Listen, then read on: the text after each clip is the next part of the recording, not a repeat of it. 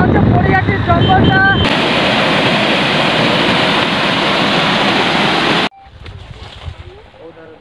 বন্ধুরা দিল্লি এখন অনেক দূর, তো এই পানিটা নিয়ে আমরা উপরের দিকে চড়ছি। হ্যালো বন্ধুরা, কেমন আছো? আশা করি তোমরা সবাই খুব ভালো আছো। তো আজকে চলে আসছি বেলপাহাড়ির গাডরাসিনী পাহাড়।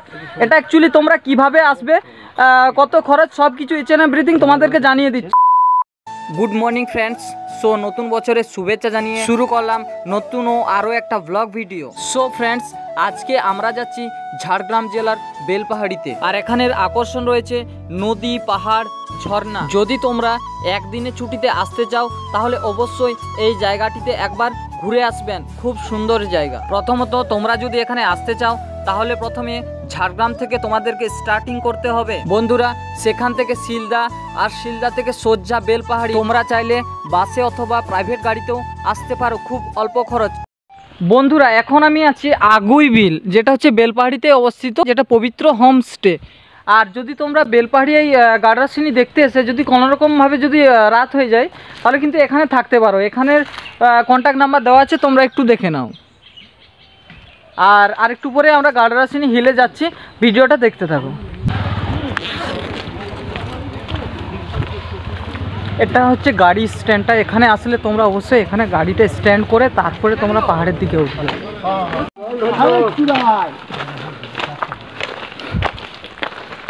সো ফ্রেন্ডস, এখন আমরা উঠছি একদম পাহাড়ের চূড়ায়। আর তার চতুর্দিকটা দেখো কত সুন্দর সবুজ গাছপালা, মানে একটা জঙ্গল রয়েছে। আর অনেকটা উঁচুতে উঠতে হচ্ছে। আর এই যে দাদারা উঠছে, হাই হ্যালো করছে। চলো তোমরা। আর তোমরা যদি এসে থাকো সঙ্গে একটা জলের বোতল আর কিছু জল খাবার নিয়েই উঠবে। অনেকটাই কষ্ট হচ্ছে উঠতে, দেখছি, চেষ্টা করছি তোমাদেরকে উপরে গিয়ে আমি পুরো ভিউটা দেখানোর চেষ্টা করছি ততক্ষণের জন্য। Let's go. কোনো অসুবিধা নাই, গরম লাগছে, হাঁপিয়ে গেলাম। এই দাদা এখন জ্যাকেট খুলছে, গরমও লাগছে ভীষণ।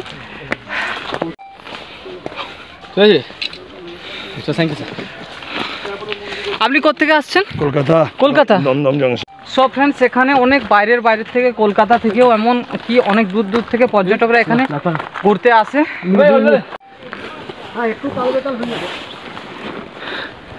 এই যে দাদারা এখন অনেকটা হাঁপিয়ে পড়েছে, আবার রিকভারি হয়ে আবার হাঁটছে। বন্ধুরা আরও অনেকটা উপরে উঠতে হবে। এই যে দেখো এতটা পৌঁছেছি। আর নিচে যে খাইটা আছে দেখে নাও, কিচ্ছু দেখা যাচ্ছে না, কুয়াশায় ভরে আছে, কিচ্ছু দেখা যাচ্ছে না। এটা ছিল আমার ফার্স্ট পাহাড়ে ওঠার প্রথম অভিজ্ঞতা এটাই। বন্ধুরা অনেক কষ্টে একদম পাহাড়ের একদম উপরিভাগে একদম শেষ চূড়ায় চলে এসেছি। আর একদম পাহাড়ের উপরি চূড়ায় রয়েছে একটা মন্দির, সেই মন্দিরটা তোমাদের সামনে তুলে ধরছি।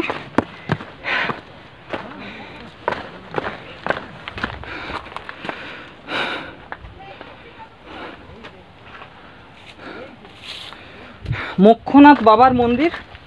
তোমরা যদি এসে থাকো অবশ্যই এই মন্দিরটার এখানে একটিবার হলো পরিদর্শন করে যাবে।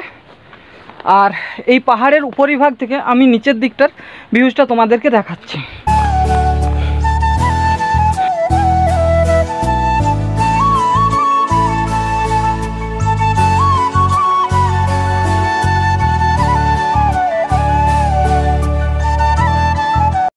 এটা হচ্ছে শ্রী শ্রী বাসুদেব ভগবানের মন্দির। আর যদি তোমরা উঠতে উঠতে ক্লান্ত হয়ে পড়ো, এটা হচ্ছে মিডিল পজিশনে রয়েছে, এখানটাতে বসে একটু আরাম করে নেবে, তারপরে দেন উপরে যাবে। আর ভিডিওটা ভালো লাগলে অবশ্যই ভাইয়ের চ্যানেলটিতে একটা সাবস্ক্রাইব করে ভিডিওটাতে একটা লাইক করে দাও।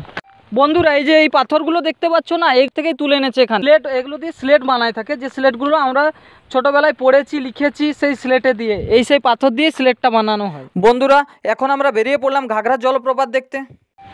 এখন বন্ধুরা পৌঁছে গেছি, এটা হচ্ছে ঘাগরা।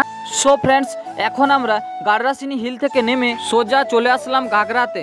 আর এই প্লেসটাতে তোমরা যদি আসতে চাও তাহলে তোমাদের পার্সোনাল বাইক অথবা পার্সোনাল গাড়িতে অবশ্যই আসতে পারো। বন্ধুরা এই প্লেসটা দেখতেও জাস্ট অসাধারণ।